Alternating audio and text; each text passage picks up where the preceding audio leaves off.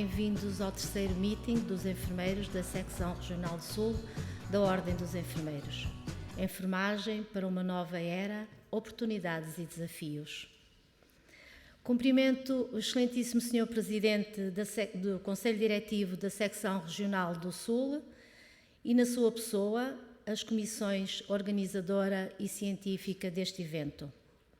Excelentíssimos senhores convidados, caros enfermeiros, é uma honra participar neste evento. Muito obrigada, Sr. Presidente do Conselho Diretivo, meu amigo enfermeiro Sérgio Branco, pelo convite para estar convosco neste dia. Agradeço às comissões organizadora e científica que trabalharam para a realização desta iniciativa, aos preletores, moderadores e a todos os participantes que assistem online. Como lamento não ser possível estarmos todos juntos nesta tão agradável sala. Estamos à distância, bem sei, mas não é a mesma coisa. Centrando-nos na temática desta primeira mesa, coaching e liderança. Tocando nos conceitos que a integram, só faz sentido estes mesmos conceitos se adequados ao contexto, às experiências, às equipas, à força de trabalho, às pessoas e à individualidade de cada um, tendo em vista a otimização da equipa e de cada um em particular, rumo ao desenvolvimento e à excelência dos resultados. Os últimos tempos têm sido desafiantes a todos os níveis, implicando-nos e incitando-nos à busca de estratégias adequadas para formular as respostas às novas solicitações, não obviando as aprendizagens anteriores, nem tampouco os antigos desafios. Em Portugal, em concreto na área da saúde, as lideranças viram-se obrigadas a gerir no limite, muitas vezes sem rede. Com os desafios, os líderes distinguiram-se dos chefes e mostraram que não lidera quem quer, mas sim quem é capaz, quem tem sensibilidade, visão e coragem suficientes para não ceder à pressão. A pandemia também deixou claro que nas lideranças em saúde há um mundo de diferenças entre quem quer chefiar e quem nasceu para liderar. Afinal, o que se impõe comunicar perante dramas antigos e as novas situações? Afinal, de que forma se promove o desenvolvimento da capacidade humana? Afinal, qual é o poder da gestão na vida das pessoas? E a enfermagem? Afinal, estas, umas entre várias questões que poderemos colocar. Afinal, estamos aqui para ouvir os nossos palestrantes e membros desta mesa que faz a abertura deste meeting da Secção Regional do Sul. Assim, passo a apresentar-vos os nossos convidados para esta mesa. Ao longo da sua carreira, frequentou vários cursos, destacando-se a especialização em Comunicações e Guerra Eletrónica, o Curso Geral Naval de Guerra e o de Promoção Oficial General no Instituto de Estudos Superiores Militares. No percurso da sua carreira, exerceu as funções de chefe do Serviço de Informação e Relações Públicas do Gabinete do Almirante-Chefe do Estado-Maior da Armada. Exerceu as funções de Comandante Naval. Exerceu as funções de adjunto para o planeamento e coordenação do Estado-Maior-General das Forças Armadas e exerceu como coordenador da Task Force para o Plano de Vacinação contra a Covid-19. Ao longo da sua carreira, já foi também distinguido com condecorações como a Ordem Militar de Avis, grau Comendador, a Medalha da Defesa Nacional de primeira classe e a Medalha da Ordem de Mérito Naval, grau Grande Oficial, distinção atribuída pela Marinha do Brasil. É Vice-Almirante das Forças Armadas, o mais recente membro honorário da Ordem dos Enfermeiros. É Henrique Gouveia Melo, que convido a tomar o seu lugar na mesa, por favor.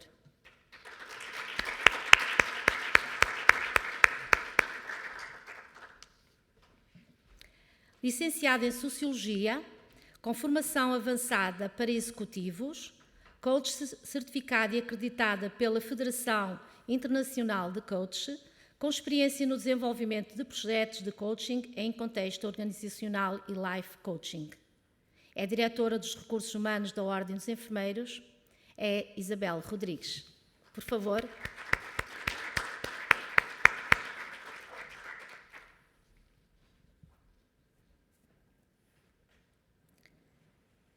Enfermeira, vogal suplente e instrutora do Conselho Jurisdicional Regional da Secção Regional do Sul da Ordem dos Enfermeiros. Tem o título profissional de enfermeira especialista em enfermagem médico-cirúrgica, exerce funções no Centro Hospitalar Universitário Lisboa Norte, uma unidade de Santa Maria, e está atualmente no exercício de funções de gestão. É Helena Bernardes a quem convido a tomar o seu lugar na mesa, por favor.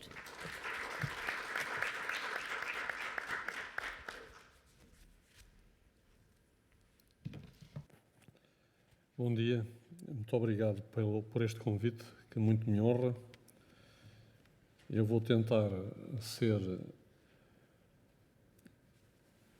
sintético, porque não sou um grande, não domino a oratória, e eu te conto sempre esta história que muitos jornalistas às vezes fazem um conjunto de perguntas muito elaboradas e já dão respostas, etc., e depois passam-me o microfone e dizem: Sr. Almirante, o que é que tem a dizer sobre isto? Eu digo afirmativo. E, portanto, sou extraordinariamente sintético. O ser humano tem uma qualidade extraordinária. E essa qualidade é a capacidade de comunicar. Outros seres conseguem comunicar, outros animais conseguem comunicar, mas a capacidade levado ao extremo, como o ser humano tem, que também é fruto da sua inteligência, mais nenhum ser tem. Comunicar é a ferramenta mais importante que nós temos para socializar. É a ferramenta mais importante também que nós temos para liderar. Sem uma boa comunicação, não há liderança. A comunicação, muitas vezes, não é só falar. A comunicação faz através palavras, e as palavras têm significado, portanto, transportam significado, faz também através da imagem e faz-se através dos atos. Por isso é que muitas vezes falamos em liderança pelo exemplo. A liderança pelo exemplo é um indivíduo que nem tem que falar, os seus atos falam por si. Portanto, nós devemos ter as três coisas em sintonia. O que dizemos, como aparecemos em termos da nossa imagem e como agimos. E nesta pandemia, eu julgo que isso foi, de alguma forma, notório na forma como eu encarei a comunicação da pandemia e do trabalho que desenvolvi dentro da pandemia enquanto coordenador do processo de vacinação. Primeiro, quis transmitir que estávamos numa batalha, e numa batalha de vida e morte com um vírus. Por isso, qual foi a imagem? Como é que eu me vesti? Como é que eu me comportei? Portanto, essa imagem foi muito importante para transmitir a ideia de quê? De isto é um assunto sério e é urgente. E, portanto, a primeira comunicação foi eu aparecer de camuflado nas televisões e depois sempre de camuflado em todas as funções que desempenhava enquanto coordenador. Mas eu podia ter aparecido camuflado e depois os meus atos não corresponderem a essa imagem.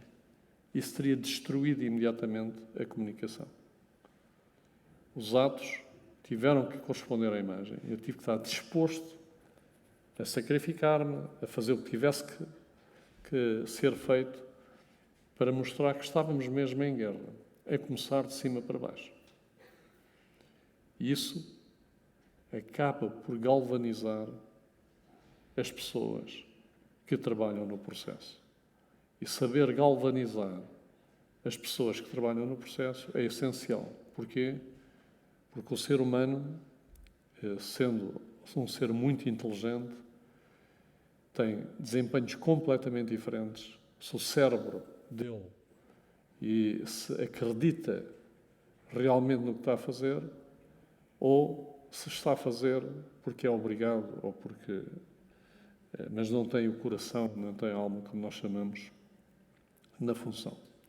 Portanto, para um líder, comunicar é, eventualmente, das ações mais importantes. É importante também que na liderança saiba decidir, decida com coragem, tenha conhecimento, tenha valores que consiga transmitir para a ação, tenha empatia. Porquê? Porque se não tiver empatia, não traz as pessoas ao objeto da sua ação de comando, mas pode ter isto tudo. Se comunicar mal, terá muitas dificuldades em comandar. E por isso a comunicação é essencial. Outro fator importante na comunicação é a honestidade, a credibilidade e a simplicidade. A honestidade porquê? Porque nós não podemos, numa comunicação, principalmente numa comunicação de crise, como nós vivemos em termos pandémicos, que alguém tenha dúvidas que nós não estamos a dizer a verdade.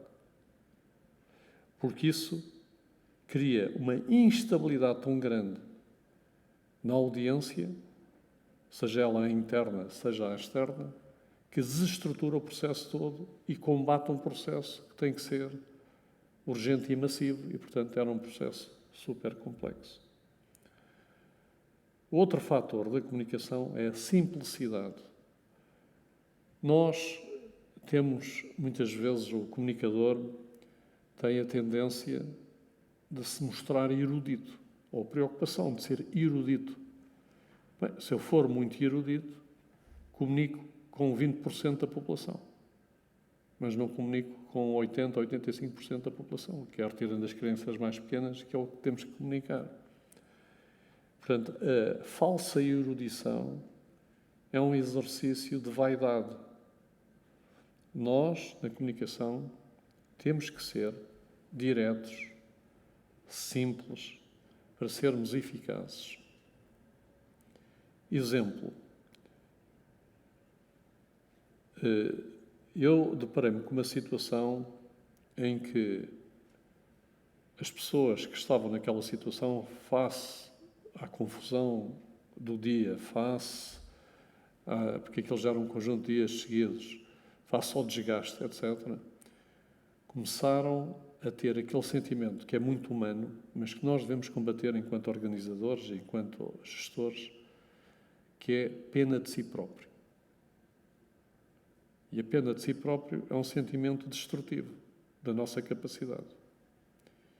E eu poderia ter explicado, em palavras muito, portanto, sofisticadas, e uma linguagem sofisticada e erudita, que em termos psicológicos isso destruía a nossa capacidade e que nós devíamos combater aquele tipo de sentimentos e que devíamos ter este tipo de atitudes e explicar que essas atitudes depois negativas acabam por contagiar o grupo e por aí adiante, e podia estar ali meia hora a falar sobre o assunto. A comunicação não era simples, não era direta e não atingia o público-alvo, porque o público-alvo não era só aquela pessoa que estava em causa. Como aquilo foi dito na televisão, era toda a gente do sistema, incluindo os próprios utentes do sistema, que às vezes se queixavam por um incómodo de estar 5 a 10 minutos numa fila. Esquecendo-se que, por exemplo, na administração pública, às vezes, para ir tirar uma cédula de uma coisa qualquer, estão 6 meses à espera. E que nós estávamos a vacinar, houve um período que vacinámos mais de 100 mil pessoas por dia. Portanto, para relativizar isso tudo, eu disse uma frase que depois foi muito divulgada, Colinho, colinho, dá a mãe em casa. É simples, é direta, não é erudita, mas atinge o objetivo. Por isso, muitas vezes, nos processos de liderança, a comunicação tem que ser muito direta, muito simples e muito objetiva. Claro que há momentos para uma comunicação mais erudita, há momentos para uma comunicação mais complexa, mas são momentos muito mais raros do que aqueles que nós pensamos. A maior parte das vezes a comunicação tem que ter estes fatores que eu vos disse. Um outro aspecto importante de quem comunica em liderança é humildade e genuinidade, ser genuíno.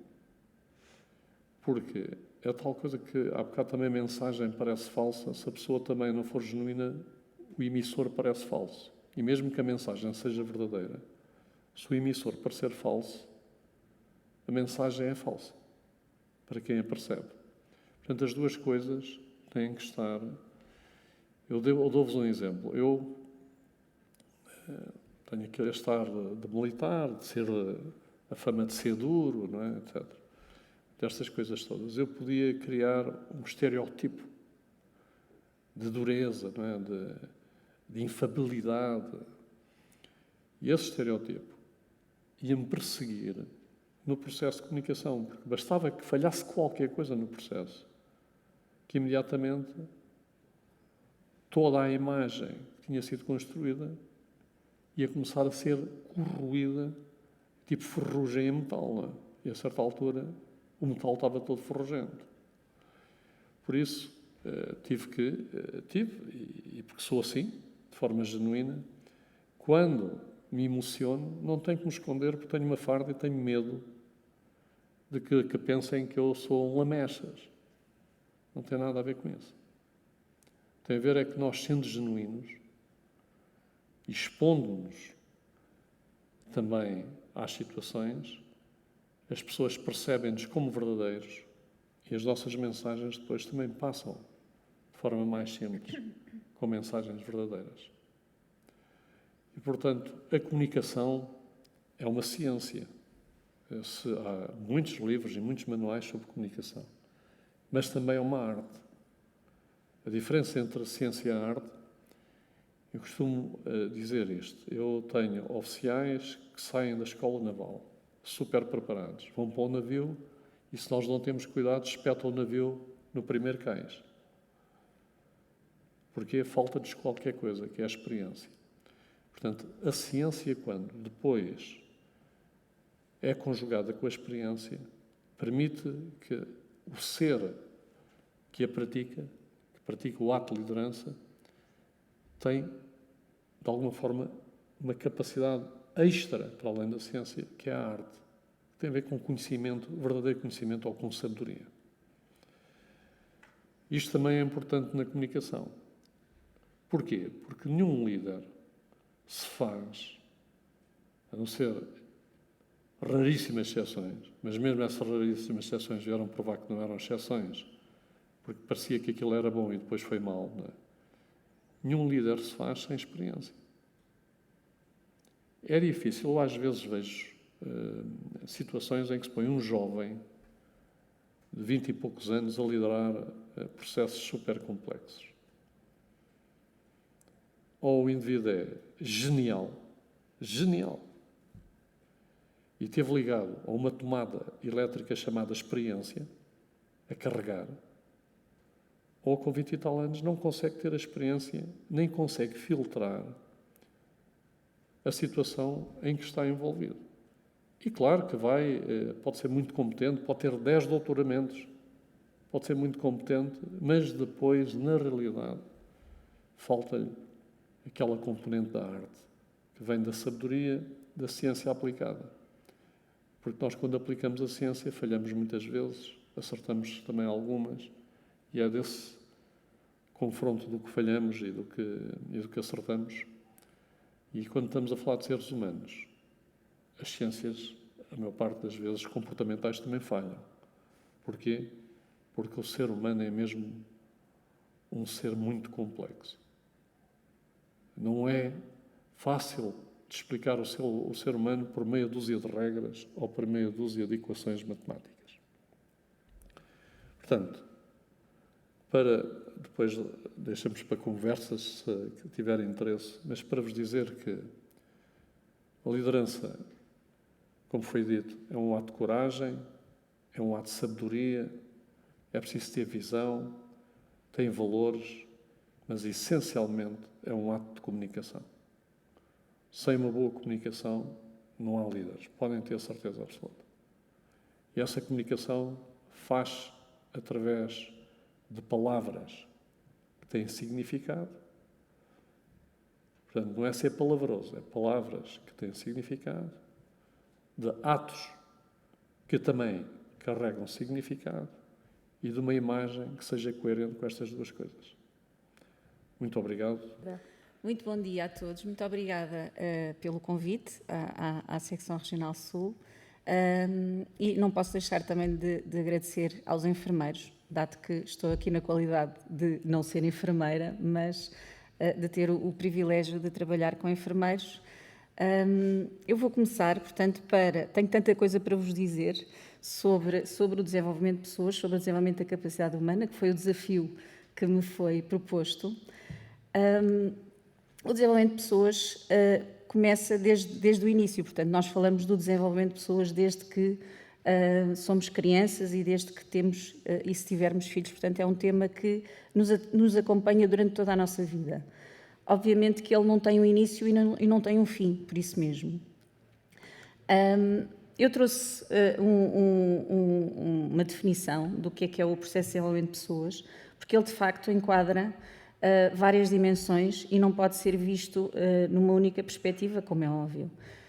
Quando falamos do desenvolvimento de pessoas nas organizações, nas entidades, nos serviços, temos que olhar para aquilo que é o plano de carreira de um profissional, daquilo que é o seu desempenho, dos objetivos individuais, dos objetivos que são os objetivos da organização e aquilo que é o potencial da pessoa na organização.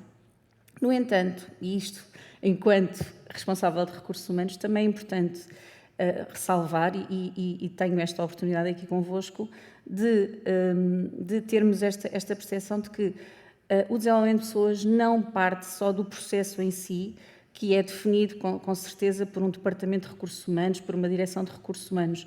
Ele só acontece verdadeiramente, e aqui indo ao encontro daquilo que o Sr. Vice-Almirante disse antes, com toda a liderança de uma organização. Portanto, não pode estar, não é um papel único de recursos humanos. Também, para esclarecer aqui, talvez, aquilo que eu acho que às vezes é um equívoco que acontece com muita frequência, que é ligarmos o desenvolvimento das pessoas àquilo que é a formação que nós lhe podemos dar e que consideramos ser necessária para esse desenvolvimento. Formação de pessoas não é desenvolvimento de pessoas, é uma pequena parte desse desenvolvimento. Sem dúvida que é necessária, mas não é um fator que as vá desenvolver por si só.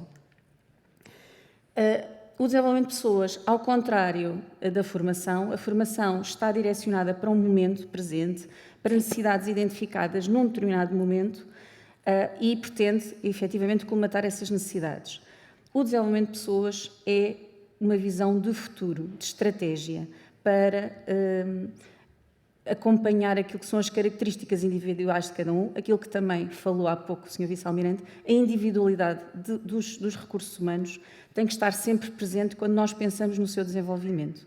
E, portanto, quando nós olhamos para a individualidade, para o potencial de cada um, para a criatividade que cada um também tem em si e essas características, então sim, estamos a pensar no desenvolvimento das pessoas. E como desenvolver? E aqui trago, e vou ser relativamente sucinta para falar de cada um deles, porque são vários fatores de desenvolvimento. A formação, sim, falamos dela e é fundamental.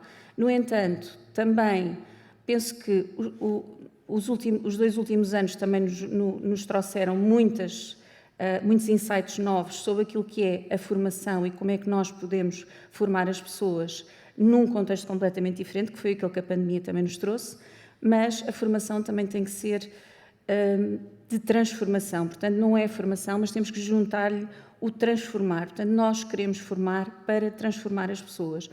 E aqui digo aquilo que é a minha perspectiva individual, pessoal, mas também daquilo que é a minha percepção de experiência. A transformação só acontece se nós não só fornecermos as competências técnicas às pessoas, que são essas que normalmente são mais imediatas e aquelas que preocupam as organizações e as entidades, mas também temos que trazer a formação mais direcionada para as competências pessoais de autodesenvolvimento das pessoas, e eu já vou falar disso um bocadinho mais à frente. A liderança, sem dúvida, é um fator fundamental de desenvolvimento de pessoas, sim, porque o líder é a pessoa que acompanha, que desenvolve, que motiva, que conhece a tal individualidade de cada pessoa da sua equipa, a pessoa que tem a visão, que define objetivos e que acompanha esses objetivos, sem dúvida. E depois aqui há vários fatores que decorrem da liderança também, mas que por si só são fatores de desenvolvimento. O feedback, eu coloquei aqui reconhecimento e apreciação. Obviamente que o feedback não tem que ser e não é sempre positivo. O feedback por si só é é o passar de uma mensagem a alguém que teve um determinado desempenho ou que teve uma determinada ação. E o feedback pode ser de reconhecimento ou simplesmente de construção de outro comportamento e de outra ação. É muito importante. Eu penso que é um dos fatores mais difíceis de trabalhar numa organização, porque é um momento tenso que se gera quando há um momento de feedback, de facto, entre o líder e o liderado. E porquê? A tensão, penso que deriva principalmente pela dificuldade em saber como transmitir o feedback. E daí a questão de eu estar a ressalvar aqui da apreciação. O feedback tem que ser focado naquilo que é a ação e no processo de melhoria que daí deverá decorrer. E tem que ser relativamente objetivo e focado em situações concretas. E se ele for dado com frequência, transmite a cada um de nós que o recebermos a possibilidade de nos conhecermos melhor e de percebermos se estamos alinhados ou não com esses objetivos que nos são propostos, e perceber que estamos a ser acompanhados nesse processo. Portanto, o feedback é um processo de acompanhamento que não tem de todo que ser negativo. O feedback também está, e é um dos fatores da avaliação de desempenho. Quando nós fazemos a avaliação de desempenho, há feedback. A avaliação de desempenho é muito importante, é um fator que é decisivo numa organização. Porquê? Porque nos permite olhar para um determinado momento, para uma determinada pessoa e perceber, perante os resultados alcançados, o que é que pode ser melhorado ou aquilo que pode ser reforçado ou simplesmente continuar. Isso é um fator de desenvolvimento. Porquê? Porque permite ao profissional saber em que ponto é que está, o que é que precisa para melhorar e saber, acima de tudo, que o seu trabalho é visto e tem um impacto. Portanto, há uma noção clara de que eu, quando estou a ser avaliada, eu estou a ser avaliada pelo meu contributo a nível individual para aquilo que é a concretização de resultados daquela equipa e da minha organização. Continuando, e também associado não só à avaliação de desempenho, mas penso que é um fator que tem que estar associado à avaliação de desempenho, a definição de objetivos. Quando nós temos objetivos definidos, nós sabemos para onde é que estamos a ir, que resultados é que nos são propostos a alcançar. Isso dá-nos a noção de termos um foco e de termos um caminho a fazer. E, portanto, dá-nos uma noção de importância num processo que está para além de nós, mas no qual nós somos participantes também. A comunicação eficaz e consistente, e reforçando também, eu estou-me a colar um bocadinho às palavras, entre aspas, do Sr. Vice-Almirante, mas ele disse tanta coisa em tão pouco tempo e acabamos por estar alinhados, como não podia deixar de ser, neste tema. A comunicação eficaz e consistente não é mais do que a comunicação no momento certo, para as pessoas certas e de uma forma o mais clara possível. Porque a comunicação, ao mesmo tempo, é a forma de nós envolvermos as pessoas naquilo que é a situação, os objetivos, a missão, a visão, e alinhar tudo aquilo que são os valores do qual nós fazemos parte. E, portanto, a comunicação faz com que nós estejamos participantes de todo o processo. Investir na felicidade das pessoas é um tema que se tem falado muito até agora nestes tempos de pandemia, essencialmente em 2021, porque investir na felicidade das pessoas, cada vez mais, e infelizmente, penso eu, há uma naturalização nas organizações dos estados de ansiedade, de stress, de mal-estar psicológico das pessoas, ou seja, aceita-se isso com alguma naturalidade, e é algo que não pode ser assim. Nós enquanto profissionais, não temos que trabalhar em condições adversas, em ambientes tóxicos, em situações de limite, de uma forma continuada e sem ter soluções. E, portanto, é necessário, sim, este investimento na felicidade das pessoas para tornar as pessoas não só mais felizes, obviamente, mas poder dar expressão àquilo que são as suas reais necessidades, porque ninguém quer estar num ambiente tóxico, e as consequências para uma organização vão ser, em algumas situações, quando assim é possível, obviamente, temos o presentismo, temos o turnover, portanto as pessoas vão sair, não vão ficar muito tempo nas organizações, temos doenças mentais, temos pessoas que criam relações que não são positivas entre si, portanto o resultado nunca vai ser aquele que uma organização vai querer. E também é importante distinguir que a felicidade das pessoas não está somente associada àquilo que são os benefícios financeiros, portanto o salário ou aos benefícios adicionais que possam existir. É um processo integrado de outras ações para que as pessoas possam alcançar esse bem-estar. Implementação de novos sistemas de gestão, acho que nos últimos tempos também, mais uma vez, tudo isto foi muito acelerado, mas foram implementados muitos sistemas que pretendem desmaterializar, simplificar processos, o que é bom. Isso também permite às pessoas o desenvolvimento, porque retira-lhes uma carga de trabalho, digamos que não era, que deixa de ser necessária, e permite que elas possam focar-se noutras áreas nos seus objetivos individuais e da organização. Isto agora para resumir um pouco. As vantagens. Permite a evolução profissional e pessoal. Porquê? Porque temos pessoas mais preparadas para fazerem um percurso de desenvolvimento de carreira nas organizações e, portanto, com certeza que estarão mais preparadas para isso. Temos a possibilidade, quando desenvolvemos as pessoas, de as reter, porque se o fizermos, não vamos ter, as pessoas não vão sentir a necessidade de procurar outros ambientes de trabalho, porque estarão com satisfação onde se encontram. Poderemos também atrair novos talentos, e isto é tão simples quanto isto. Quem é que não quer, e muitos de vocês aqui têm equipas, não é? Quem é que não quer ter bons profissionais na sua equipa? E primeiro, é um objetivo que acaba por ser de equipa, mas que para a organização tem todas as vantagens. Portanto, nós queremos bons profissionais a trabalhar connosco.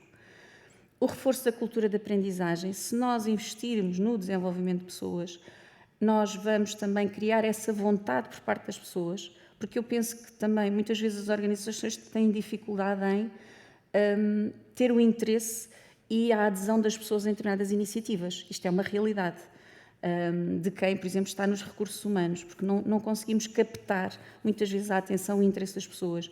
Mas se, de uma forma continuada e em cultura de aprendizagem, nós trabalharmos isto nas organizações, iremos conseguir cada vez ter mais participação. E isso, com certeza, que traz mais resultados também para a organização. Melhores relações interpessoais, é inegável, não é? Deixarmos de ter os ambientes tóxicos e negativos, melhores resultados, a motivação de todos nós queremos sentir-nos motivados e envolvidos, e a felicidade e o bem-estar. E a felicidade pode ter diferentes expressões, nomeadamente o ambiente colaborativo, o ambiente de disponibilidade e o facto das pessoas poderem estar mais não só envolvidas, mas também empáticas com aquilo que se passa à sua volta, não estarem só viradas para si próprias. Mas, e isto é aquilo que eu vos queria trazer um bocadinho de fora desta linha de visão de gestão de recursos humanos, eu trago-vos aquilo que eu chamei de nova competência, que é o autodesenvolvimento. Eu falei há pouco, não sei se se recordam, da formação, ser importante focar-se também naquilo que são os fatores pessoais, de desenvolvimento pessoal de cada um, e aqui entramos no autodesenvolvimento dos profissionais. É uma nova competência porquê? Porque, no fundo, é algo que depende de cada um de nós, sim, mas que é uma competência que, sim, quando desenvolvida, nós vamos aplicá-la não só no nosso foro individual e pessoal, mas vai-se refletir largamente e, no fundo, aqui a experiência do Sr. Vice-Almirante, na sua experiência de comunicação e em situações de crise, tudo o que eu ouvi e estava a processar e até a conectar aqui com este tema, são competências de autodesenvolvimento. São fatores de autodesenvolvimento que o Sr. Vice-Almirante com certeza que trabalhou ao longo da sua experiência profissional e que cada um de nós também terá trabalhado, mas também é importante que tenhamos a consciência de que o fazemos ao longo do nosso processo de vida. O autodesenvolvimento necessariamente tem que abranger as 4 dimensões. Poderíamos até ter aqui outra, mas eu trouxe as 4, portanto, o emocional, o físico, o mental e o espiritual. O espiritual não tem nada de esoterismo aqui, tem a ver com a conexão connosco próprios. Esta é a espiritualidade a que eu me refiro. De uma forma muito, muito sucinta, portanto, o autoconhecimento vai nos permitir identificar padrões e determinadas formas de pensar que nós temos habitualmente, e daí nós, através de diferentes técnicas que eu vou partilhar convosco, podermos alterar essas formas e gerar novas respostas e novas ações àquilo que é o nosso dia-a-dia. Parte de cada um de nós, mas reflete-se sem dúvida naquilo que é a nossa interação com o mundo exterior. Procuramos o quê? Na realidade, todos nós, e falamos disso tantas vezes, e vocês ouvem falar como eu, disse em tantas áreas de gestão, de desenvolvimento individual, de várias áreas, que é o equilíbrio. É muito difícil alcançar esse equilíbrio, mas podemos ir adotando determinados hábitos, ferramentas, que nos vão permitir não só ter momentos de equilíbrio, porque nem sempre é possível estar sempre em equilíbrio, mas pelo menos trazer um estado de paz mais constante para as nossas vidas. E como? Expandir o vocabulário emocional. O que é isto? É identificar e conhecer os nossos estados de emoção e reconhecê-los. Não ignorar esses estados emocionais. Desligar o piloto automático é muito importante no nosso dia-a-dia, porque nós vivemos numa velocidade muitas vezes avassaladora, que nos transporta muitas vezes de um sítio para o outro e nós nem sabemos como é que lá chegamos, não é? E o piloto automático, desligar esse piloto automático é um estado de consciência, de estar mais presente naquilo que é o que nos está a acontecer, nos momentos que vivemos. Estar atento ao nosso diálogo interno e um bocadinho também do que já se falou, nós temos tendência, efetivamente, para ter um diálogo interno de queixa, de vitimização, de mimimis. E, portanto, é aquilo que nos transporta e que nos leva para um estado emocional mais negativo, mais baixo e que, muitas vezes, condiciona a nossa ação. E, portanto, temos de estar atentos para nos transportarmos e nos colocarmos noutro diálogo. Melhorar a consciência da nossa linguagem corporal. Todos nós sabemos, apesar de por vezes não termos essa consciência, que nós falamos com tudo o que nós somos, com o nosso corpo, e essa possibilidade de nos observarmos e de percebermos essa nossa linguagem muitas vezes pode mudar não só a forma como comunicamos, mas como a forma como os outros também nos veem. Eu trago esta imagem porque estes estados de autodesenvolvimento e estas ferramentas de autodesenvolvimento são possíveis quando nós paramos e temos momentos de contemplação, de estar só em algum sítio. Eu pus aqui um pôr do sol lindíssimo, não é? Isso transporta-nos sempre para um estado emocional positivo, penso eu, mas não tem que ser um pôr do sol lindíssimo. Pode ser tão somente ir a uma janela e apanhar luz do dia ou apanhar um pouco de sol no rosto. Continuando, consciência da nossa vulnerabilidade é fundamental, ou seja, porquê consciência da vulnerabilidade? Todos nós somos vulneráveis e temos momentos de vulnerabilidade, e quando temos consciência desta vulnerabilidade também deixamos-nos obrigar a ser aquilo que muitas vezes não somos ou a demonstrar aquilo que não estamos a sentir, e portanto permite-nos ser mais genuínos, não só connosco próprios, mas também com os que nos rodeiam, e isso não é mau de todo. A autoobservação, o estado de awareness, a consciência daquilo que somos e daquilo que está a acontecer também à nossa volta e em que medida é que isso nos está a influenciar. Esta autoobservação pode ser constante, pode ser momentânea ou em determinados momentos, mas quando ela acontece, permite-nos muitas vezes fazer determinadas alterações no nosso comportamento e nas nossas ações de uma forma muito imediata até. Procurar e dar feedbacks construtivos e honestos. O nosso autodesenvolvimento, efetivamente, não pode acontecer connosco sozinhos só. Obviamente que estas ferramentas são uma iniciativa nossa, somos nós que as escolhemos, mas também precisamos de perspectivas externas a nós. Portanto, procurar o feedback externo de alguém que seja da nossa confiança e que nos permita que nos dê a sua honestidade é fundamental para o nosso autodesenvolvimento, porque nos vai dar outro ponto de observação do qual provavelmente nós não nos estamos a observar. Pode ser um ponto morto até nosso. Traçar objetivos e prioridades. Todos nós precisamos de objetivos e definir prioridades. Porquê?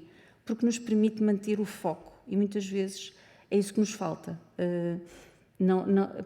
Para andar numa determinada direção e para alcançar uma determinada meta, precisamos de definir quais os objetivos que queremos alcançar para lá chegar. Isso, de alguma forma, também nos desvia do piloto automático. Doutora Isabel. Sim. Mais um minutinho? Ok, estou a terminar. Obrigada. Para terminar, trago-vos outras técnicas que, com certeza, muitos de vocês, se calhar, já praticam e conhecem, com certeza. A meditação, as técnicas de respiração, a gestão de expectativas. A gestão de expectativas não é mais do que definirmos os limites que nós queremos para nós. O coaching, que foi o tema, é o tema desta nossa mesa redonda. O coaching é um processo de desenvolvimento individual acompanhado, muito eficaz e útil para quem o faz, porque acabamos por ter a possibilidade de fazer um percurso de desenvolvimento acompanhado por alguém que tem a honestidade e as ferramentas para não nos deixar desviar desse mesmo caminho. A gratidão e o perdão. Gratidão por aquilo que temos e somos, sempre, e o perdão por aquilo que muitas vezes temos que deixar ir para conseguirmos avançar. E isto às vezes é uma das dificuldades que temos de uma forma mais inconsciente, mas que temos que trazer mais conscientemente para as nossas vidas. E deixava-vos aqui a ideia de que o desenvolvimento pessoal só é possível nesta integração, na integração daquilo que é o desenvolvimento externo que nos podem proporcionar e aquilo que é o desenvolvimento interno que nós podemos procurar. E a frase do Henry Ford, que é: se pensa que pode ou que não pode, de qualquer forma está certo. Porquê? Porque se nós dissermos muitas vezes a nós próprios eu posso, eu consigo, acontece. Se nós dissermos exatamente o contrário, também acontece. Portanto, o boicote é sempre garantido se nós assim o desejarmos. Para terminar mesmo, eu ia só deixar-vos o desafio para quando vocês quiserem, isto porque no autodesenvolvimento o poder da escrita é grandioso, é muito impactante na nossa vida. Apagou, não interessa. O desafio é vocês, hoje ou noutro dia qualquer, escreverem aquilo que vocês querem para vocês e o que podem fazer por vocês. Façam escrita corrida, de uma forma espontânea, e vejam o que é que sai dessa vossa escrita. Muito obrigada e bom dia. Obrigada. Obrigada, doutora Isabela. Peço à Helena que comece a sua apresentação sobre o poder da gestão ou poder da enfermagem na vida das pessoas, uma breve reflexão à luz da deontologia. Permitam-me ficar afastada do púlpito. Eu sou uma mulher da ação, portanto, não gosto de ficar presa a uma secretária, gosto de entrar em ação. Esta foi uma estratégia de comunicação, aproveitando as dicas aqui do Sr. Vice-Almirante. Bom dia a todos. Antes de mais, obrigada por este desafio e por este convite e quero dar os parabéns a todos os que estiveram envolvidos nesta organização deste meeting, por o terem mantido, apesar das condições da pandemia, mas com medidas de segurança. É importante que estes eventos aconteçam. Eu tenho muitas saudades destes eventos com gente presente, mas lá chegaremos um dia. Antes de mais, aqui uma questão. Eu sou enfermeira há mais de 30 anos, não vou dizer concretamente quantos anos são, e sou enfermeira gestora por nomeação há mais de 12. E é nesta qualidade de enfermeira gestora, com esta experiência deste tempo todo, que venho aqui, de forma muito genuína e honesta, partilhar a minha experiência. E vou deixar aqui, apresentar a minha prática e deixar aqui algumas questões no ar, porque são as questões que levam à reflexão.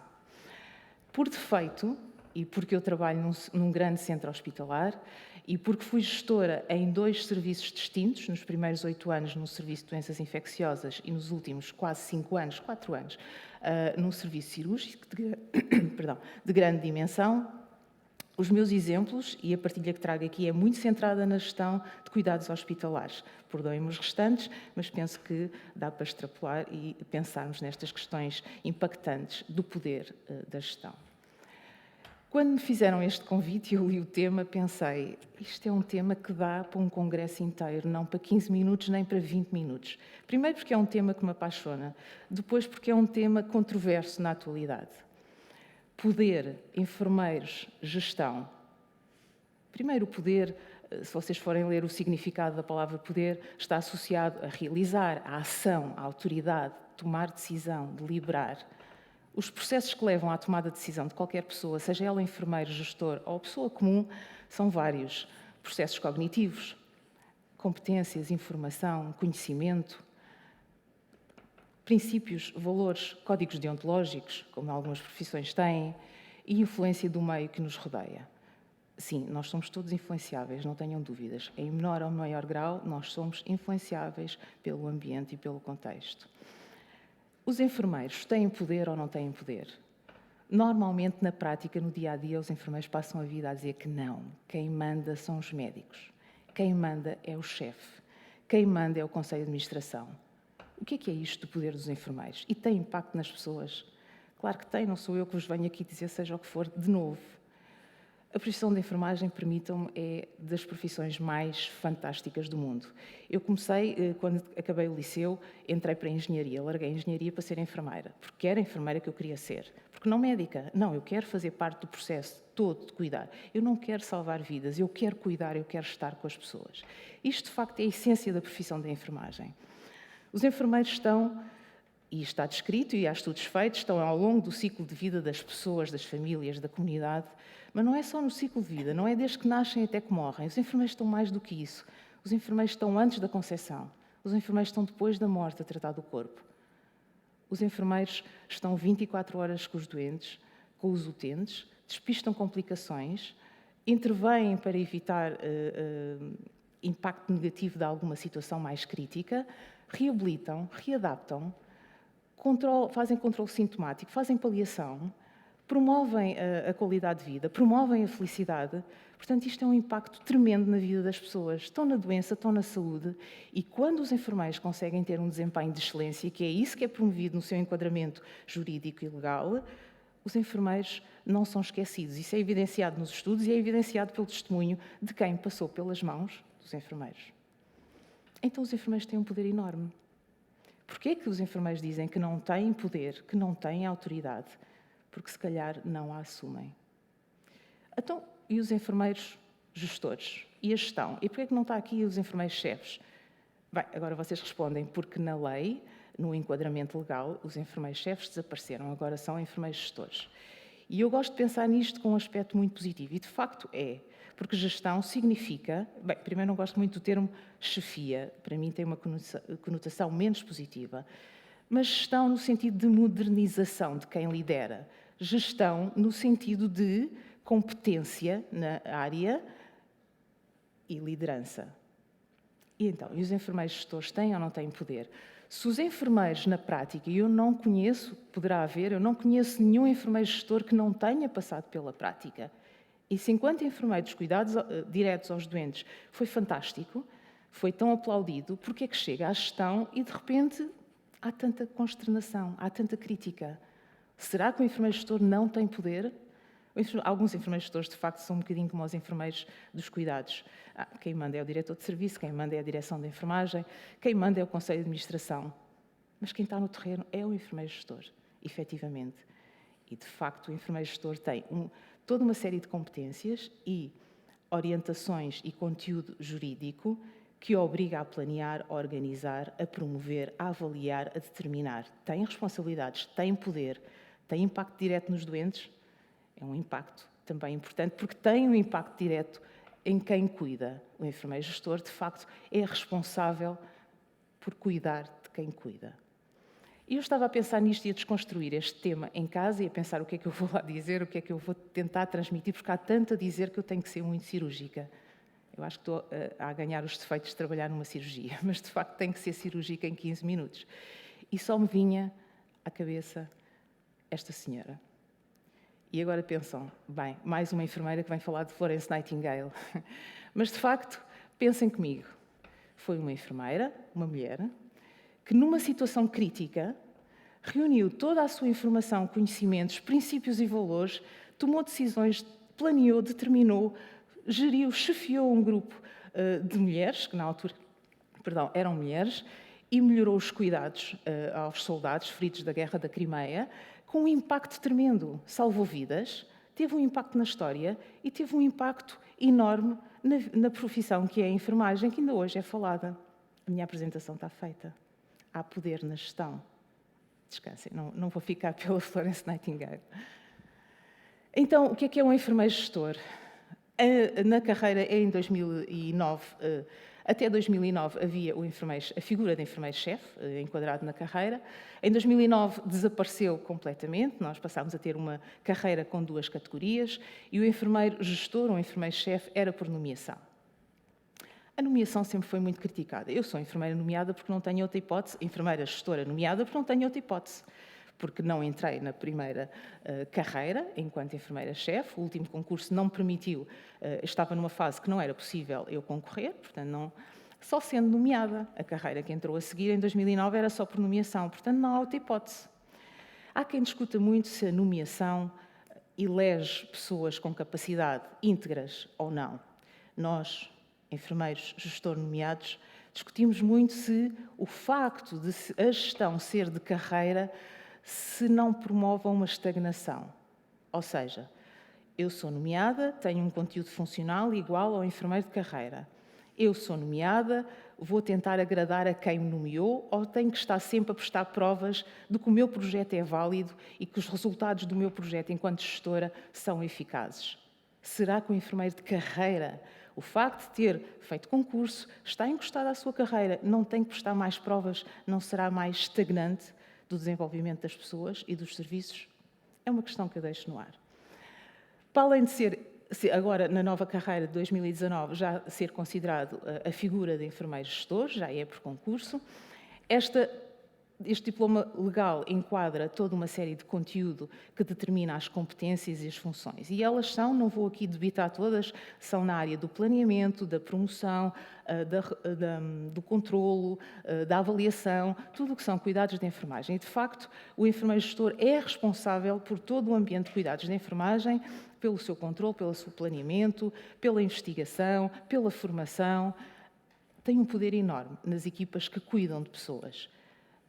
Este conteúdo, aliado a princípios deontológicos, a um enquadramento deontológico rigoroso, tem um impacto tremendo nas equipas que cuidam de pessoas e nas equipas enquanto profissionais de enfermagem. O enfermeiro gestor faz também parte da direção de enfermagem. Quando nós dizemos que não, quem manda é a direção de enfermagem, estamos a esquecer que, atenção, nós somos direção de enfermagem. O enfermeiro gestor faz parte da direção de enfermagem, junto com uma comissão executiva e com uma enfermeira diretora ou um enfermeiro diretor, e que determinam em conjunto as políticas dos cuidados de enfermagem nas organizações e nas instituições. O Código Deontológico refere uma série de direitos, deveres e obriga, e eu coloco isto aqui, que atenção, o Código Deontológico é para ser seguido por todos os profissionais, todos os enfermeiros, independentemente de ser gestores, especialistas ou enfermeiro da prática, de cuidados ou na gestão. A verdade é que quem está na gestão tem que seguir de forma muito rigorosa todo este código, tem que liderar pelo exemplo, tem que demonstrar isso e não ser incoerente para promover que estes direitos e deveres sejam seguidos. E também para ajudar na sua tomada de decisão, porque ser enfermeiro gestor não é fácil, a tomada de decisão não é linear. Depois, a Ordem ainda achou que os enfermeiros gestores têm que ter competências avançadas. E achou muito bem, porque a gestão está modernizada, porque os cuidados de saúde estão mais complexos. Portanto, há que reunir aqui uma série de competências e atribuir uma competência acrescida avançada em gestão. E reparem, o regulamento diz que o enfermeiro gestor que tem esta competência desenvolve uma prática profissional ética e legal, agindo de acordo com as normas legais e princípios éticos e deontológicos da profissão. Ele tem que ser o exemplo, ele tem que liderar pelo exemplo, tem que ser coerente, tem que ser muito claro e transparente nas suas decisões. Desenvolve um sistema de gestão da qualidade com modelo de excelência. Portanto, mais uma vez, se os enfermeiros da prática têm que procurar sempre a excelência, a liderança tem que revelar essa excelência. Adota estratégias de liderança e desenvolvimento profissional e organizacional, portanto, tem ação na organização, tem poder, não está dependente da decisão de um conselho de administração, tem funções de planeamento, organização, direção e controle, tem uma prática profissional baseada na evidência científica e ganhos em saúde. Isto traz-me aqui outra questão muito importante, que eu irei falar mais à frente, mas que é os modelos organizacionais e os modelos de gestão. Os modelos de gestão, principalmente na administração pública, estão muito associados, têm um foco muito grande em critérios de produção, em modelos de gestão do privado, e não me refiro à saúde no privado, refiro-me às empresas em outras áreas. E focam muito indicadores de produção. E nós estamos muito focados nestes modelos gestionários. Número de doentes entrados, número de cirurgias feitas, número de doentes saídos, número de altas, número de mortes. E cuidados de saúde, e em especial cuidados de enfermagem, não são só números absolutos. Nós temos, essencialmente, que medir os ganhos em saúde. E se há profissional que tem impacto em ganhos na saúde para a população, são os enfermeiros. nós evitamos complicações, nós readaptamos as pessoas às suas novas situações de vida, nós promovemos a qualidade de vida, nós promovemos a felicidade, a satisfação, e há que medir. A pessoa que passa pelo processo de cuidados entra de uma forma e sai outra. E quando sai neste processo, tem que ter um ganho.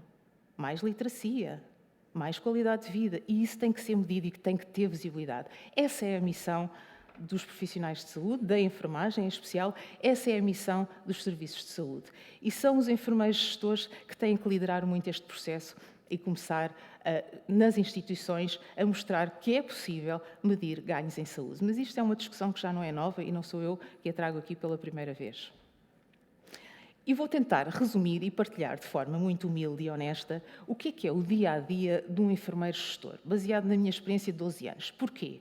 Porque se nós temos competência acrescida, temos um enquadramento jurídico que nos diz qual é a nossa função, qual é a nossa missão, o que é que nós devemos de fazer. Então, porquê é que isto não está a correr bem? Onde é que há fragilidades no sistema que deixa tanta gente insatisfeita e tanta questão no ar, tanta insatisfação?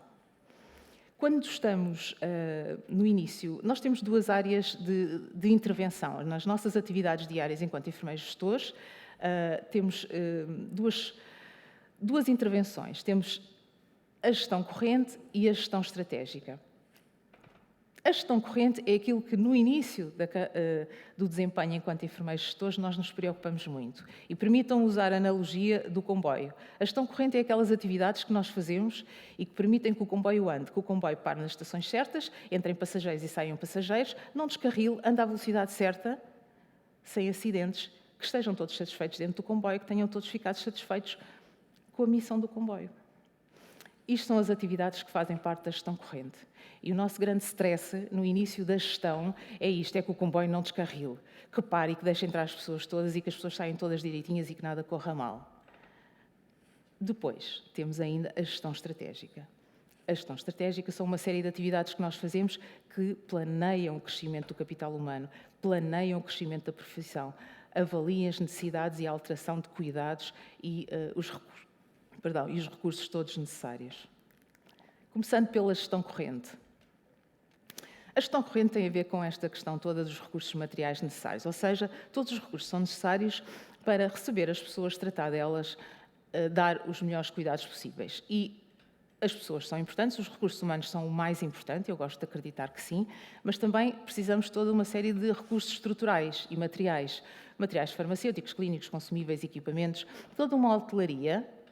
E, no fundo, um serviço numa instituição hospitalar é uma hotelaria de elevada complexidade. As pessoas não vão lá felizes passar férias, as pessoas vão com problema e, já agora, era bom que saíssem felizes e readaptadas. Mas não deixa de ser uma hotelaria. Dormem, comem, têm cuidados de saúde.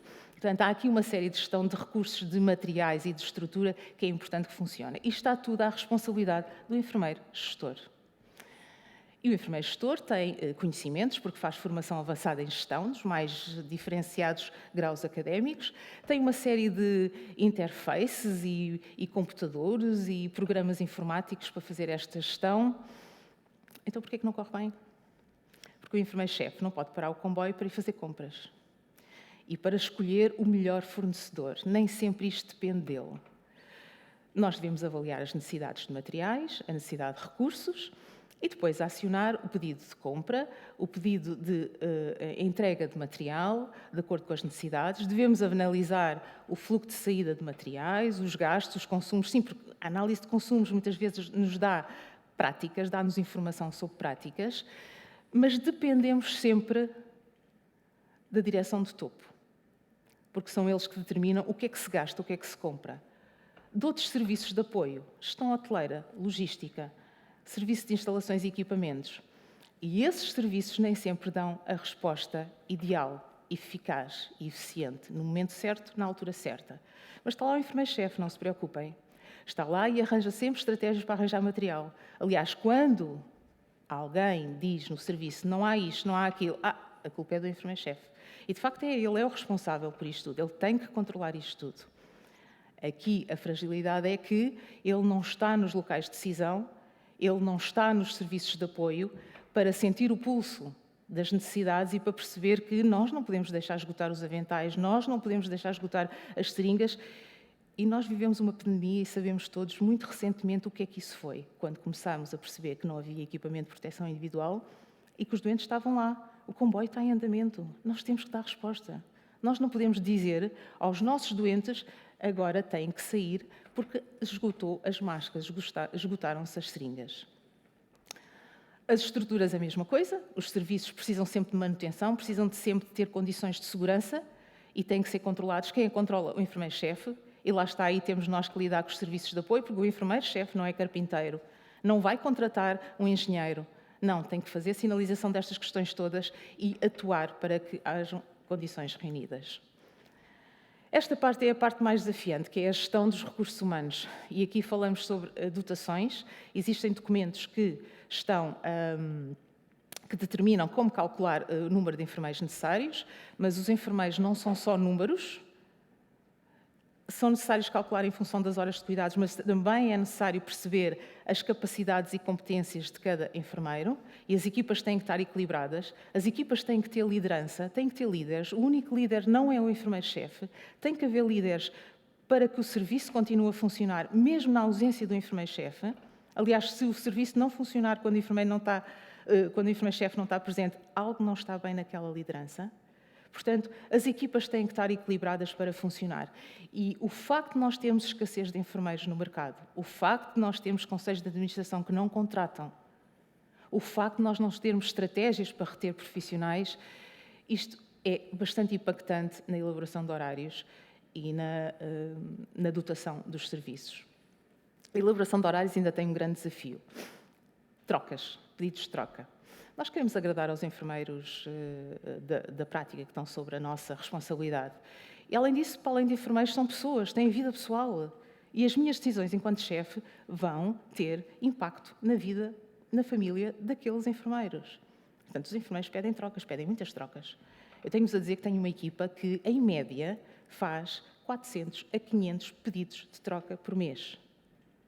E se vocês pensarem que, por cada pedido de troca, eu mobilizo 2 turnos a 2 enfermeiros, são cerca de 1000 mobilizações por mês, que eu faço manualmente, dia a dia, pessoa a pessoa. Porque o sistema informático não permite que seja automático. Isto é muito impactante. Isto faz perder muitas horas ao enfermeiro gestor. Claro que há outras, e eu vou acelerar um bocadinho mais, isto é tão apaixonante que eu perco um bocadinho no discurso, mas... 2 minutos. Obrigada. Mas há outras tarefas da gestão corrente que são bastante impactantes, mas que temos que estar sempre atentos, que é o fluxo de cuidados, a informação que é pertinente, as necessidades dos doentes, as necessidades da equipa. A equipa é um organismo vivo, os doentes também, e é preciso perceber onde é que há picos, onde é que há necessidade de intervenção, de estabelecer prioridades e redefinir novas prioridades. Depois, há que pensar na visão estratégica, na gestão estratégica do serviço. E confesso-vos que toda a gestão corrente ocupa tanto tempo, tanto espaço. Nós também só trabalhamos 35 horas. Que depois a gestão estratégica fica muitas vezes para segundo plano e não deve ficar. A gestão estratégica é o que faz crescer um serviço, é o que faz desenvolver as competências, dar visibilidade à profissão e ao próprio serviço e melhorar os cuidados e manter cuidados seguros. Eu, para fazer gestão estratégica, resultou em 500 horas a mais no meu horário. Eu sou a pessoa da equipa que mais horas e que mais férias tem por gozar. Porque faço gestão estratégica fora de horas, depois da minha hora de saída, porque vou ao fim de semana, porque levo trabalho para casa. Isto não pode ser a forma de fazer gestão. Isto é uma área frágil. Gestão estratégica tem a ver com formação, supervisão, ensino clínico, projetos profissionais de melhoria, investigação, publicação e avaliação. Sobre a avaliação poderíamos falar, eu concordo com a avaliação. Não sei se a avaliação CIADAP é a melhor avaliação. Eu acho muito controversa e muito injusta uma avaliação que promove a excelência, mas que depois eu não posso dar esta pontuação porque não está na cota, eu não posso dar relevante, desculpem, porque não faz parte. Já não tenho cota para dar relevantes. E depois também acho que é muito mau uma avaliação que não é contabilizado pontos só porque é um contrato individual de trabalho. Mas fica aqui a dica. Também tem a ver com melhoria de cuidado, com sistemas de qualidade, com sistemas de auditoria, de gestão do risco, E tem a ver com a adaptação às necessidades, com a vulnerabilidade das equipas e das pessoas. Atenção que há alguma tendência para fazer dotações e avaliar as necessidades do serviço por padrões. As medicinas são mais pesadas que a cirurgia. Não, a população envelheceu. Neste momento, o doente padrão é igual na cirurgia e na medicina. Portanto, há que estar atento a isto e há que estar atento às necessidades de cuidados e à carga de trabalho. As zonas frágeis, estou a acabar, as zonas mais frágeis e que neste momento me preocupam enquanto enfermeira gestora são os modelos organizacionais. Nós continuamos com um modelo muito médico-cêntrico, muito centrado nos modelos mais gestionários, mais modernos, centrados nos indicadores de produção apenas, sem medir os ganhos em saúde. O saber, o conhecimento e principalmente o conhecimento deontológico, os enfermeiros têm que estudar, seja os da prática, seja os da gestão, têm que se manter atualizados e o conhecimento deontológico é frágil, é muito frágil, mas eu, enquanto enfermeira gestora, tenho que o promover, tenho que o garantir. A autoridade profissional, os enfermeiros têm muita dificuldade em exercer a sua autoridade. Não é autoritarismo, é autoridade. A autoridade na sua área de saber. Os enfermeiros da prática e os enfermeiros gestores. Delegação de tarefas, cuidado. Nesta crise de falta de recursos, delegam-se tarefas e não se supervisiona e confundem-se responsabilidades, informação, sigilo e confidencialidade. E, atenção, vivemos numa era da informação fácil, das redes sociais, dos WhatsApps, e temos que saber lidar bem com isto e promover segurança na equipa, privacidade e conforto. O hospital não pode ser uma masmorra de suplício. Há formas de fazer procedimentos e intervenções com conforto, sem dor, sem sofrimento. A comunicação, e eu não vou alongar na comunicação porque corro o risco de não ser tão eloquente quanto o nosso vice-almirante que falou tão bem. Os registros, a nossa evidência da nossa prática é uma área muito, muito frágil. Atenção, o que é que nós estamos a produzir nos nossos registros? Os registros nos processos dos doentes são evidência científica, são evidência de gestão e são evidência legal. E nós estamos, como dizem os meus enfermeiros, a cipar. O que é isto, senhores? Cipar é só clicar, não é nada. Não estamos a produzir informação com qualidade. Temos que pensar nisto. E a retenção. E só para terminar, a retenção de profissionais faz-me lembrar um saco de maçãs. Por mais maçãs que eu ponha, eu nunca vou ter o saco cheio, porque tenho um grande buraco em baixo. E nós não temos retenção, e eu gosto muito desta teoria, mesmo a terminar, enfermeira Ana, eu gosto muito desta teoria, que é a teoria da autodeterminação, que fala mais ou menos de forma muito resumida e muito simplista que as pessoas aderem a uma determinada atividade, seja ela física ou profissional, consoante o grau de motivação intrínseca e extrínseca. E segundo esta teoria, nós, quando não temos motivação intrínseca e extrínseca, estamos completamente sem motivação. Há enfermeiros assim, e há enfermeiros na gestão assim, mas eu acho que aí é melhor tomarem uma decisão, terem consciência e saírem. O máximo da motivação está normalmente, segundo esta teoria, associada a motivos intrínsecos. Mas até lá há uma série de níveis de motivação que estão relacionados com motivação extrínseca. E os enfermeiros perderam qualquer capacidade de motivação extrínseca. Não temos avaliação justa nem correta, não temos carreira, não temos remuneração, não temos reconhecimento. Portanto, é muito difícil conseguir enfermeiros motivados e aderentes e retê-los no sistema. Eles saem, eles estão a circular no sistema, estão a mudar de instituição em instituição porque não estão felizes, não estão motivados. Resta-nos ali a motivação intrínseca. E agora vocês dizem, mas isso depende de cada um de nós. Bem, nós podemos ter intervenção, e aqui a doutora Isabel falou muito bem sobre esta questão. Nós podemos promover a autonomia e os enfermeiros gestores têm essa responsabilidade pelo exemplo, pela determinação com que o fazem junto das suas equipas. Temos que ajudá-los a aumentar a competência para eles se sentirem à vontade na tomada de decisão e promover a relação na equipa e uma relação salutar, uma relação que não seja tóxica. E, de facto, nós estamos todos sob muita pressão, estamos todos a acusar uns aos outros e a praticar muita crítica, sem ser a crítica construtiva. Temos que nos sentar todos, temos que comunicar todos para promover ganhos para a enfermagem, porque, afinal, os ganhos da enfermagem são os ganhos das pessoas. Bem, eu agora acelerei um bocadinho, porque eu sou apaixonada por esta questão. Se calhar por isso fui desafiada a falar sobre ela. E já vos disse, isto dava para um congresso, um meeting inteiro, de um dia inteiro, para falar sobre estas questões. Apresento-vos parte da minha equipa. A minha equipa é muito grande, fica aqui só alguns, não consegui a fotografia de todos. Este é o meu poder, esta é a minha responsabilidade. Muito mais haveria de dizer, mas ficam aqui as questões no ar e estou disponível para responder ao que pretenderem. Obrigada.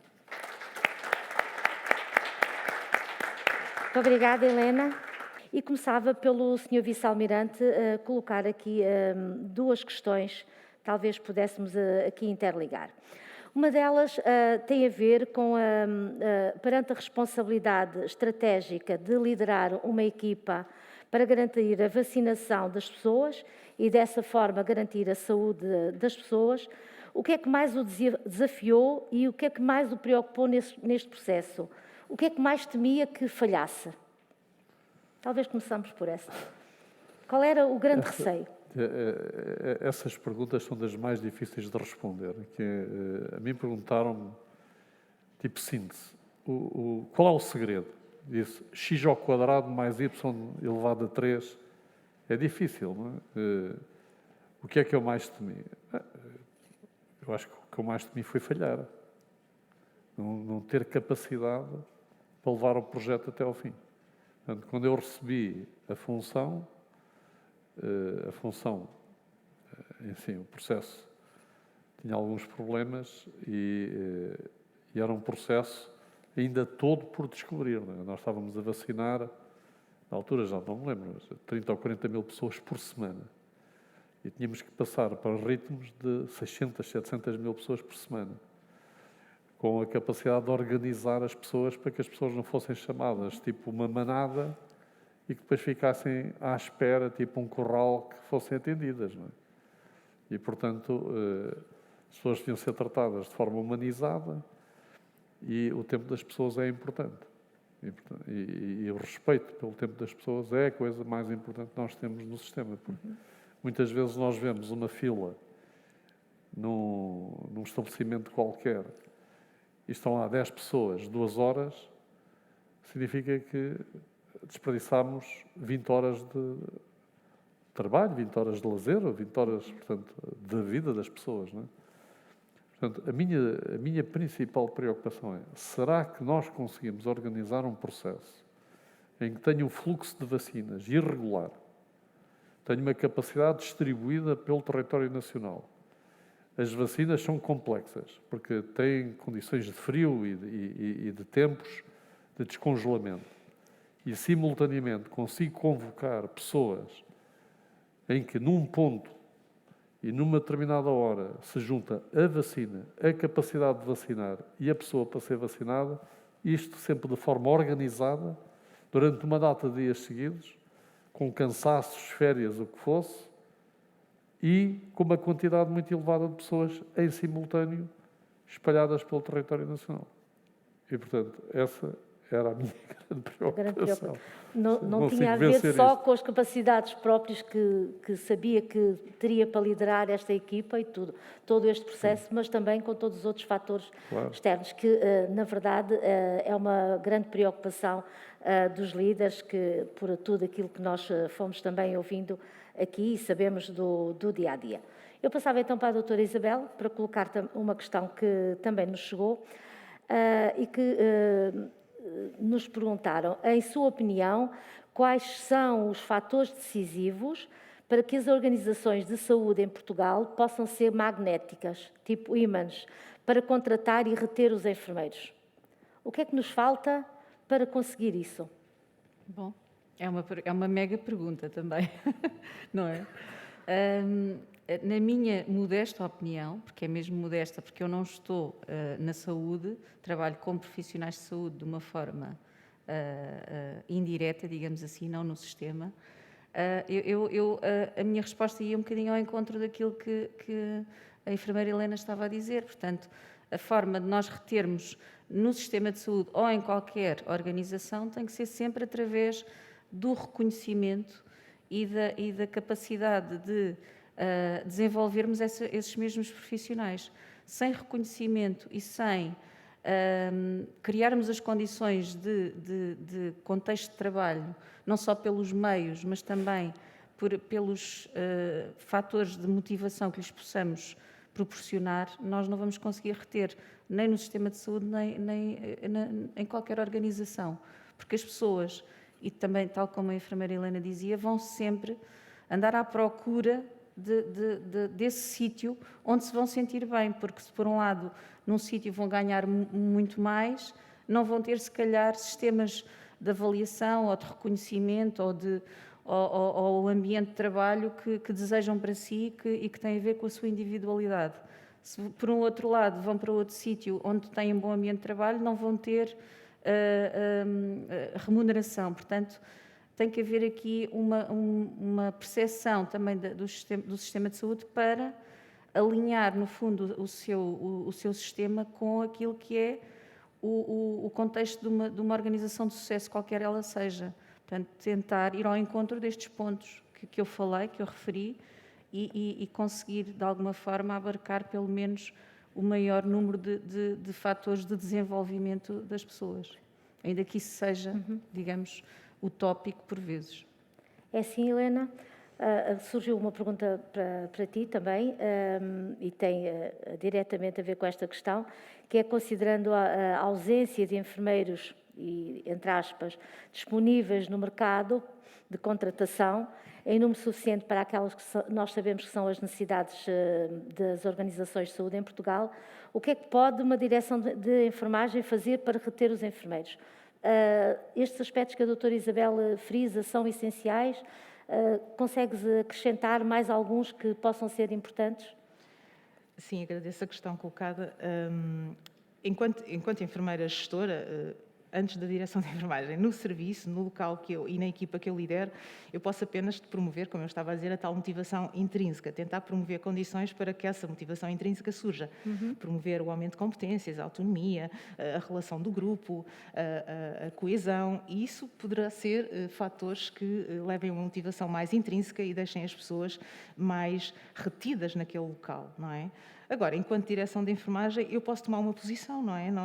A direção de enfermagem é constituída por todos os enfermeiros gestores, com uma comissão executiva e com a enfermeira diretora ou enfermeiro diretora, que delibera políticas relacionadas com os cuidados da enfermagem. Portanto, nós, sim, temos o dever, a responsabilidade de tomar uma posição face aos conselhos de administração. E não basta, não chega, eu não posso chegar a um local de decisão e dizer isto está mal, faltam-me enfermeiros, isto está muito mal. Não, nós temos que ter uma comunicação assertiva, correta, clara, inequívoca, fundamentada. Explicar porque é que faltam enfermeiros. O que é isto das dotações? O que é isto do impacto? O impacto é nas pessoas que nós cuidamos. As pessoas estão frágeis, recorrem a nós porque não são capazes de cuidar de si, não são capazes de resolver esta situação. E isto das dotações é muito impactante. E sim, enquanto direção de enfermagem, eu sinto essa responsabilidade de tomada de posição fundamentada, de forma clara e inequívoca. Não sei se respondi à questão. Respondeste, penso que sim. Talvez a pessoa que colocou a questão estará provavelmente a ouvir. Se não se sentiu esclarecida, por favor, envie mais uma notinha que retomaremos a situação. Para o Sr. Vice-Almirante, e com base na sua experiência, pergunta: que mensagem de sugestão deixa aos líderes e gestores de enfermagem para melhorar a sua comunicação dentro das suas equipas? Bem, nós já ouvimos aqui diferentes tipos de abordagem e todos são coincidentes. Primeiro, honestidade. Não há maneira de... O problema entre a motivação externa e interna. Não há maneira de comunicar sem ser com honestidade. Quando temos um problema, devemos partilhar o problema e devemos envolver as pessoas na resolução do problema. E não esconder problemas ou evitar problemas. E, portanto, a honestidade é importante. A outra é a capacidade de organizar um campo magnético, já que falar. O que é um campo magnético? Eu tenho um objetivo e para o objetivo há que fazer um conjunto de ações que concorrem para esse objetivo. Eu tenho que comunicar muito bem essas ações e como é que nós estamos a contribuir para o objetivo. E se eu o fizer bem, eu praticamente não tenho que andar a controlar todas as ações. Eu costumo dizer que há duas formas de comandar. Uma é, eu desenvolvo um programa que é metido no cérebro de todas as pessoas, ou eu não tenho programa nenhum e ando a tocar nos botões do cérebro das pessoas no momento em que estão em ação. Faltam-me mãos para tocarem tantos botões. Se tiver 5 cérebros e tiver que tocarem nos botões todos no momento em que estou em ação, não consigo tocar. Portanto, muitas vezes a liderança e a comunicação têm muito a ver com isto. Quer dizer, eu tenho que comunicar bem ao princípio para depois não ter que andar a comunicar permanentemente. E essa comunicação boa ao princípio é um sinal também da tal arte de comando. Não é? A arte de comando, eu vou-vos dar um exemplo. Eu, quando estava no submarino, era comandante, às vezes nós tínhamos um livro que era As Ordens do Comando. Que eram as ordens de comando.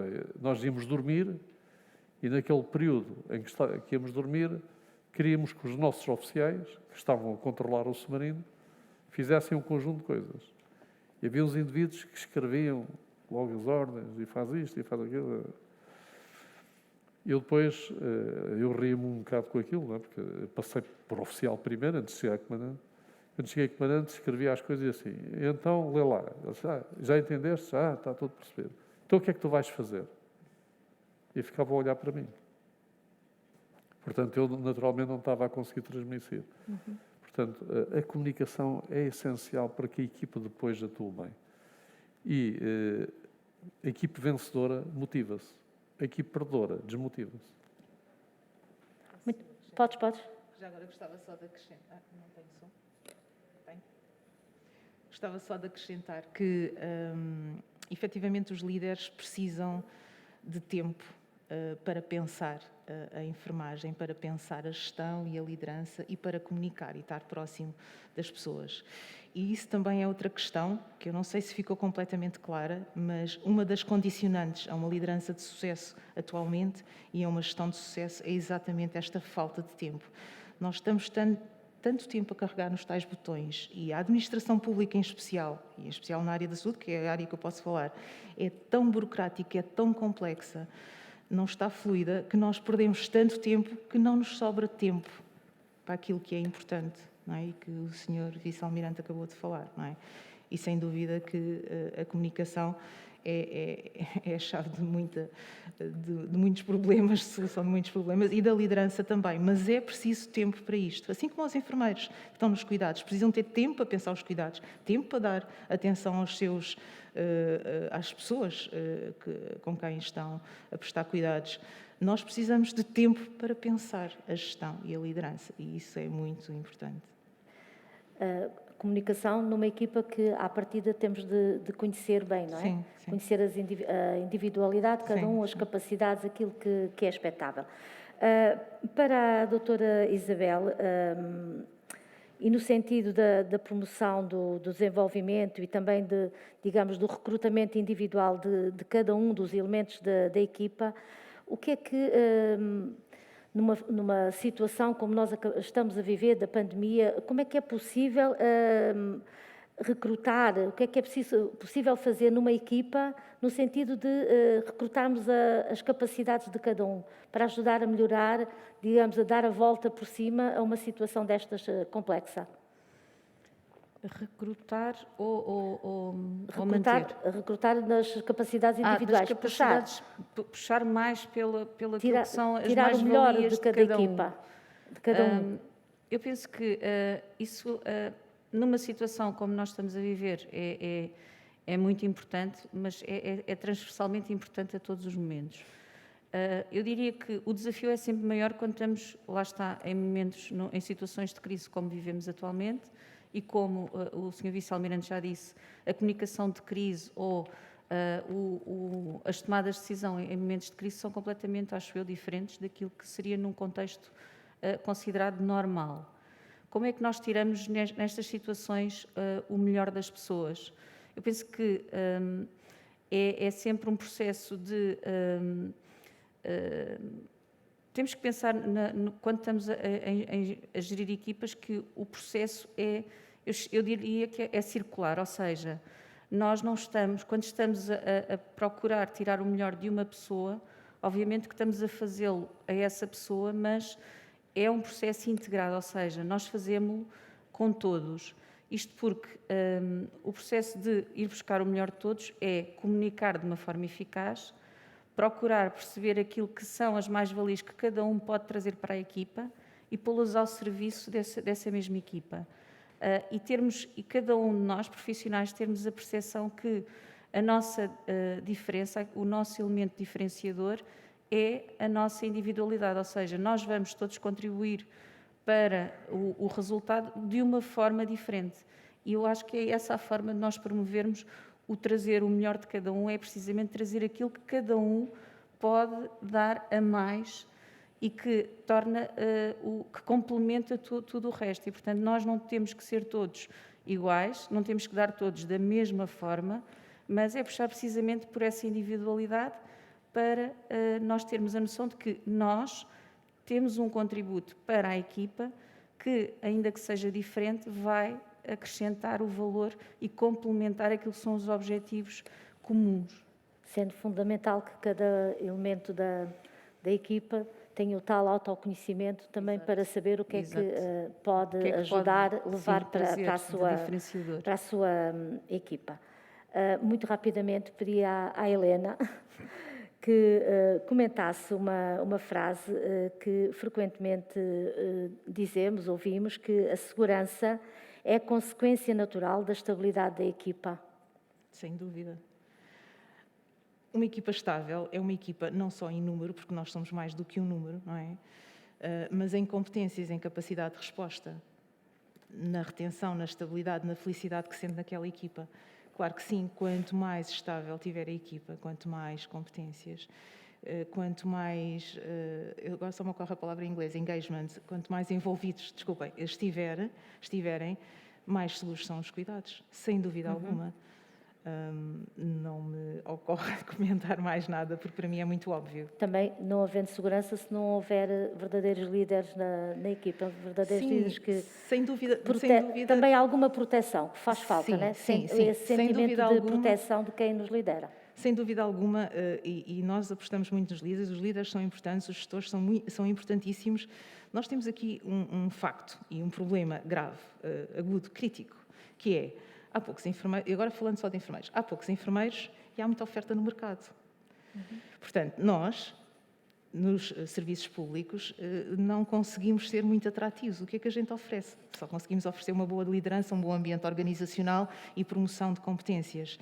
Mas a organização é disfuncional, a área pública está muito disfuncional, perde-se muito tempo, está muito crítica, recebe muitos doentes. Portanto, nós de facto temos que olhar para tudo isto e temos que repensar tudo isto muito bem, porque senão não temos capacidade de chamar e de reter talentos, de recrutar talento. Nós já ficamos felizes quando recrutamos um elemento e depois vamos tentar fazer dele um talento. É um bocadinho ao contrário, não é? Mas este é o nosso verdadeiro problema. Sim. Claro.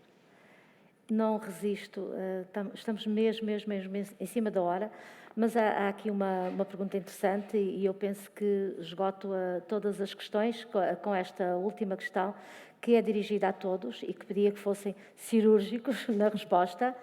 A doutora Isabel falou-nos no investimento na felicidade das pessoas.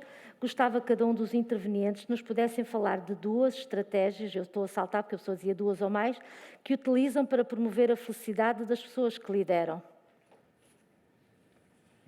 2 estratégias? Primeiro é envolvimento. A segunda é retorno. Portanto, a pessoa tem que se envolver e tem que ter retorno desse envolvimento. Se não tiver retorno, desanima rapidamente. Fundamental, senhores gestores. Eu escolhi só uma, a celebração. É muito importante também termos momentos de celebração dos resultados alcançados, dos ganhos, das pequenas vitórias que vamos tendo no dia-a-dia, porque isso também nos alimenta para conseguir fazer o caminho para a frente. No fundo, pega muito com este retorno que o Sr. Vice-Almirante falava, sim, não é? também. Helena. Proximidade e relação de ajuda.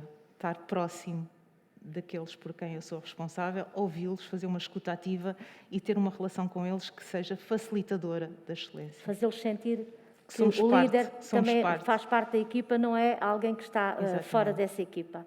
Eu penso que terminamos com chave de ouro esta mesa. Foi um gosto estar aqui esta hora e meia, ou quase 2 horas, convosco. Muito obrigada a todos que participaram, a todos os que assistiram a esta primeira mesa redonda do 3º meeting, e vamos dar continuidade aos trabalhos com a sessão de abertura. Obrigada e um resto de bom dia.